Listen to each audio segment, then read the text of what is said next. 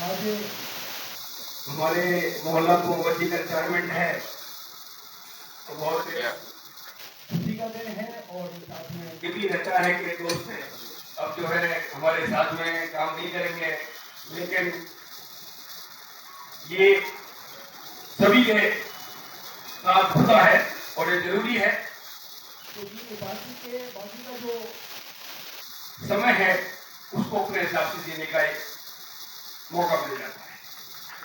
तो मैं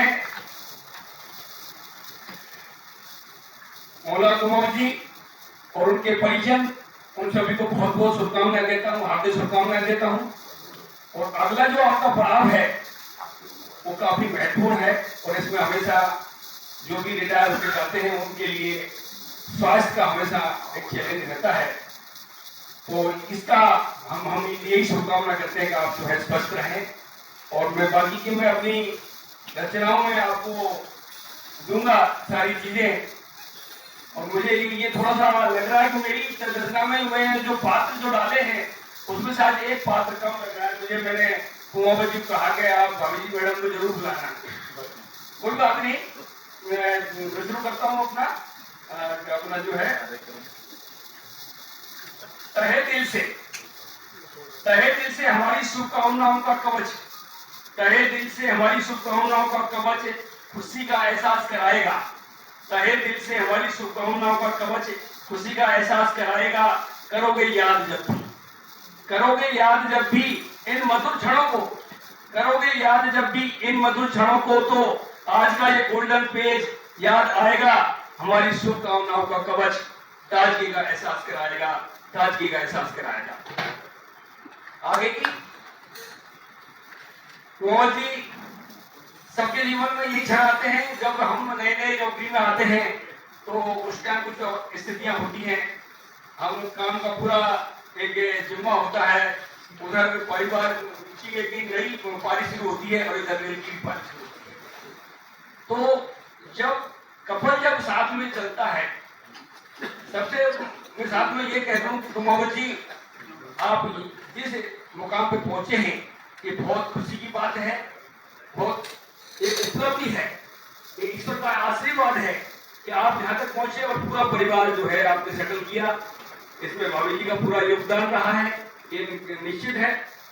तो मैं उस वक्त जब शुरुआत होती है और जिम्मेदारियों का पहाड़ होता है तो आपने क्या कहा होगा वो मेरी पंक्तियों में आपको पेश कर रहा हूँ कि वक्त मिला तो तेरे सपनों को महका दूंगा, कि वक्त मिला तो तेरे सपनों को महका दूंगा, तेरी हर उम्मीद में पंख लगा दूंगा, मगर अभी तो बोलता हूँ वक्त कुछ हो जाए।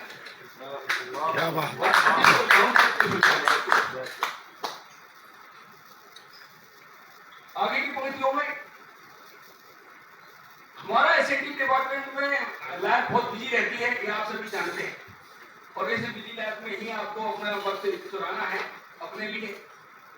तो कैसी स्थितियां बनती है, एक मैं आपको बीच में चुटकुला इतना सुना देता हूँ, वो रेल का ही है। वो रेल के यार्ड में हमारा स्टाफ आता जाता रहता है और वो कहते हैं कि जब मेहमान कुछ दिनों के लिए आता है तो वो मेहमान ही होता है, लेकिन जब डेली का ज्यादा टाइम होता है तो वो मेजबान बनने लगता है।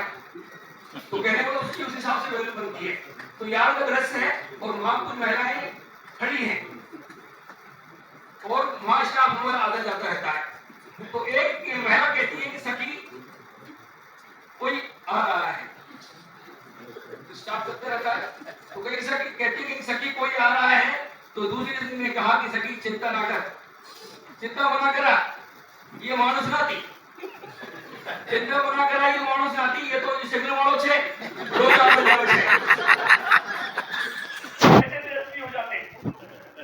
तो आगे की पंक्तियों में आपके सामने पेश कर रहा हूं कि हे बत्तियों, ये बाबूजी की तरफ से मैं लिखा है कि वो किस तरह सोच रही है अपने पति के लिए कि हे बत्तियों तुम चलाना प्रिय की गाड़ियों को, कि हे बत्तियों तुम चलाना प्रिय की गाड़ियों को, प्रिय आएंगे आज मोए लेवन, प्रिय आएंगे आज मोए लेवन को, कोई रेड सिग्नल ना आए इन क्षणों में, कोई रेड सिग्नल ना आए इन क्षणों में, इसलिए प्रार्थना करती हूँ सभी देवन को, हे हवाओ तुम भी साथ देना मेरा, प्रिय आएंगे आज मुझे लेवल को।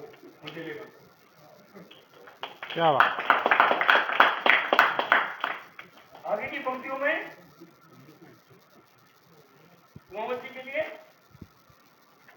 जो सपने जो ख्वाब अभी अधूरे हैं, हमारी शुभकामना है कि वो अवश्य पूरे हों। जो सपने जो ख्वाब अभी अधूरे हैं, हमारी शुभकामना है कि वो अवश्य पूरे हों। जी लो इस नए पड़ाव में अपने जीवन का ये पड़ाव आपका है, लक्ष्य तक पहुंचाओ उन सपनों को जो अधूरे हैं। हमारी शुभकामना है कि वो अवश्य पूरे हों। लास्ट की पंक्तियों में आपको मैं जो है आपके साथ में जो है कि निभा दिया फर्ज देश का रेल का, दोस्त निभा दिया फर्ज देश का रेल का, आओ अब अपने ही सपनों में खो जाएं। निभा दिया फर्ज देश का रेल का, आओ अब अपने ही सपनों में खो जाएं। रह गया है जो शेष इच्छाओं का अवशेष, जो रह गई ये ख्वाहिशें, आओ अब इन्हें भी पूरा करने में मगन हो जाएं। निभा दिया है फर्ज सभी का, आओ अब अपने ही सपनों में खो जाएं। Thank you.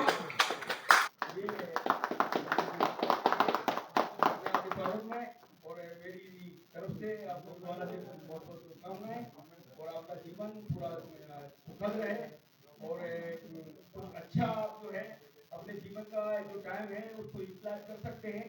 क्योंकि हम ज्यादातर हम देखते हैं रिटायरमेंट के बाद में हम अपने जीवन के लिए जो स्वस्थ रहते हैं, अफसर हैं चाहे कर्मचारी कोई भी हो, यदि वो स्वस्थ रहते हैं तो उनको उस टाइम का एक विशेष यूज करना चाहिए। सोशल एक्टिविटी है और दूसरे पर्यावरण है, दूसरे क्षेत्र है, क्या आप अपने समय का सदुपयोग कर सकते हैं, अपने सपनों को पूरा कर सकते हैं। तो थैंक यू मोहम्मद जी, आपको बहुत बहुत शुभकामनाएं, पूरे परिवार को शुभकामनाएं। Thank you.